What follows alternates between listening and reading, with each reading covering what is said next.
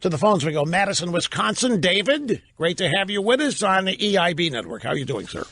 I'm doing great. How are you, Rush? Fine and dandy. Great to have you here. Hey, well, what really prompted me to call is listening to you right away. You were talking about having a millennial call and kind of getting a point of view. And it's interesting. Just last night, I had a really big argument with my brother. My brother was a Navy SEAL, served 2 tours in Iraq. He's about 6 years older than I am. I'm 29 years old. And he moved out to California, and really sad and depressingly, he has really turned into kind of your classic Californian, where he is pro-amnesty, just everything anti-conservative. And he's a SEAL? He's a rugged individual survivalist SEAL? He used to be, yes. And I love my brother, and I have great respect for him and for what he did. But his attitude and thoughts on politics now is just depressing. And he still thinks that Facebook ads bought by Russia influenced the election. And I told him right away, I said, I won't use his name on air, but I said, do you realize that the Facebook representatives went before Congress and said that most of them weren't even due until after the election? And I'm sure you're familiar with Madison, Wisconsin, one of the most liberal cities in the Midwest. Yes, but we own it. See, that's the great. We own Madison, Wisconsin. The EIB network dominates and owns it. So but we know all about it. So I probably shouldn't even say this, but I'm a firefighter in Madison. And a lot of the people I work with, they're the same way. There's a news flash on NBC or CBS, and perfect example is the tax cuts.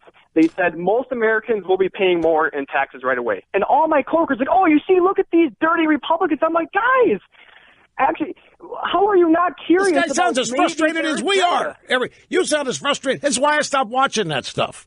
Oh, well, I try not to, but at work, I try and right, on Fox you're News, searching for understanding. You want to know how can these people be so dense or so dangerously incurious or whatever it is. You get your brother and now these friends of yours in Madison. Yeah, it's so frustrating and it's just mind-numbing ignorance, and I just can't even. Oh, it's so frustrating.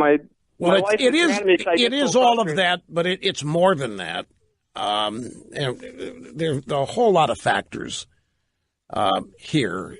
Predominantly the media they consume, but there has to be a prejudice and a bias going in order for this stuff to act as confirmation for what they already believe. And there is, but I can't believe that. I mean, I'm a strict conservative, and do you have any success persuading them? Not usually, and unfortunately, my brother.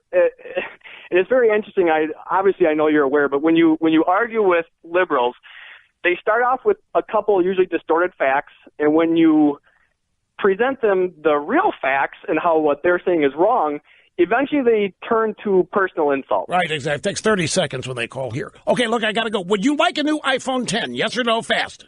Yes, that'd be wonderful. Who's your carrier? U.S. Cellular. U.S. Cellular. Fine and dandy. You'll have one. Hang on so we can get your address to send it to you. I'm giving them away today, folks, and this Apple News, it's full of it. No, I didn't mean to brush him off. We just ran out of time. I understand the frustration of dealing with friends, family members that don't get it. He's 29 years old. This is one of the things we wanted to find out, attitudes of young people, things they're facing out there. We'll keep working at this and be right back. Here's John, another John that's in Houston. Great to have you, sir. Hello. Thank you, Rush. Thanks for having me on the call today. Rush, baby, been listening to you since the early 80s, so my fondest memories were with my dad and my grandpa driving around the truck listening to you on the radio. Thank you very much. I continue and remain gratified every time I hear about examples like this.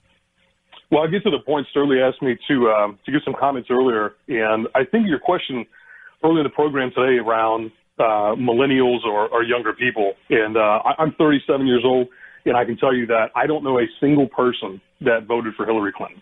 And I think some of the people had previously identified themselves as maybe Democrats or liberals, but if you start to talk about actual issues, substance. Most people nowadays, they look at themselves, I think, that are in my generation, and they'll answer a substantive question in a very conservative way. So I think more and more people are becoming more conservative and not more liberal. Do they vote that way? Is that what you're saying, or is this the way they talk and live?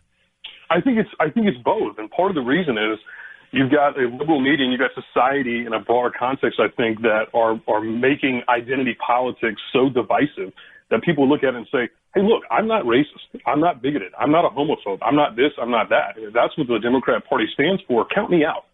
Because once you over-index on things and the political pendulum swings way, way, way far to the left, the natural reaction is for people to go to the right. And I think that's exactly what's happening right now. Well, the drive-by media reports just the opposite, that more and more people are succumbing to identity politics. More and more people are becoming aware of their various victim or minority status and are signing on to the Democrat Party as a result.